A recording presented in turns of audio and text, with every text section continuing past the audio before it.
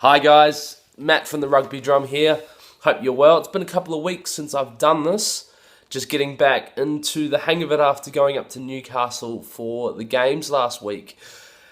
It's quarter-final time, baby. I'm really excited. As you can tell, I've got my full kit on.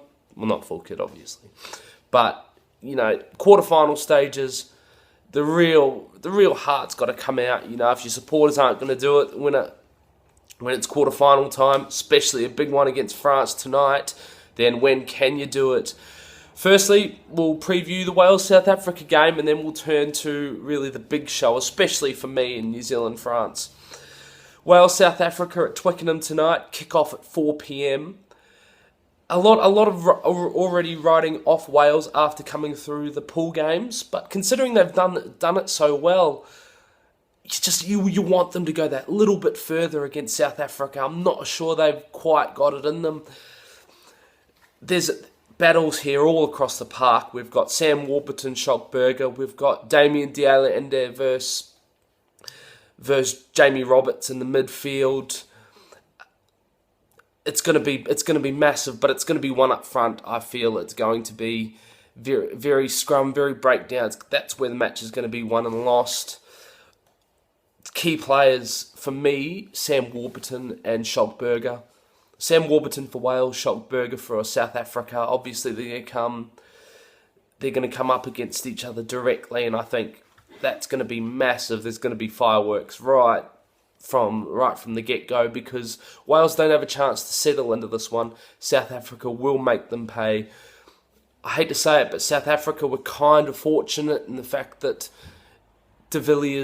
Jean de Villiers falls out of the team because of his injury. Unfortunately, he's such a legend, but fortunately he wasn't South Africa's best 12 anymore. Damien de Allende is, I think, in my opinion, and I think South Africa are better off for it. Anyway, we've got Schockberger, we've got the breakdown. It's going to be immense. Schockberger, he's got Dwayne Vermeulen beside him. They make such a dynamic combination. In terms of Sam Warburton, in terms of the Wales side, Sam Warburton, Talupe Faletau, I'm not sure they've quite got it in them to take those two out, so that will be really interesting. Obviously, for Wales, Dan Biggar's going to be a really key player, but I don't think that's what the game's going to be won and lost. He'll kick his penalties, he'll kick his conversions, but it just depends on whether Wales can score points. I mean, they really need to score a few tries because the South Africa team, though it is quite a new, inexperienced midfield, especially with Andre Pollard at 10. You have Damien de Allende in 12 and Jesse Creel at 13. Still rather inexperienced. So if Wales can get the ball outside the 13 channel, get it to some of their wingers, get to George North, get Gareth Anscombe at the back, then they do have a chance. But South Africa, for me, will do it 26-10. It could be bigger, I think. I think it's just a bridge too far for Wales. They did unbelievably well to get through the pool games, considering the amount of injuries they've got, considering their opponents, knocking out England, Australia. Not knocking out Australia, obviously, but they've done massively well. I just think they're going to fall short, but not for the lack of trying. I mean, Gatlin knows what's up against him today, and it will be close in the first half, but I think South Africa's easier route through the pool games, I think, will take toll in the last quarter. Now we'll move to the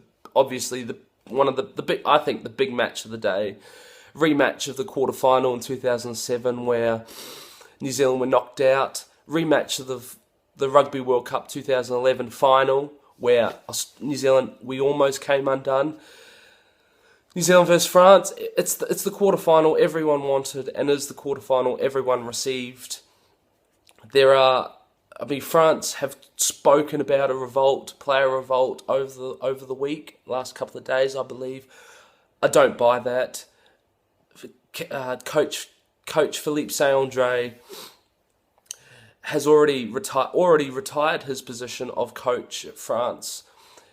I think it was in something like April or May, so I don't get why there would be a player revolt against him with potentially one game to go. It just doesn't make sense for me.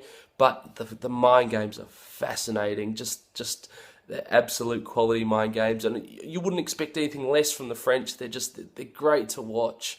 They're great to watch on the field, obviously depending which France turn up, and they're great to just see how they work. Key players for me here. It's probably not the battle that everyone would be thinking, with Thierry Dusautoir and Richie McCaw obviously going head to head, but Dusautoir at 6 and McCaw at 7. For me, it's Kieran Reid and Louis Picamoles. I like this Picamoles. He's probably one of the. He's going to be a really good number 8 for France. He probably needs a little bit more experience, I think, but I really do like him. And Kieran Reid's been very quiet for us this year at the World Cup. So it's he needs to pull finger and actually confrontational. He's well known for his running game, but I don't know whether they've changed their game plan over the last month for the pool matches. Not too sure, but he's kind of stayed out of it a little.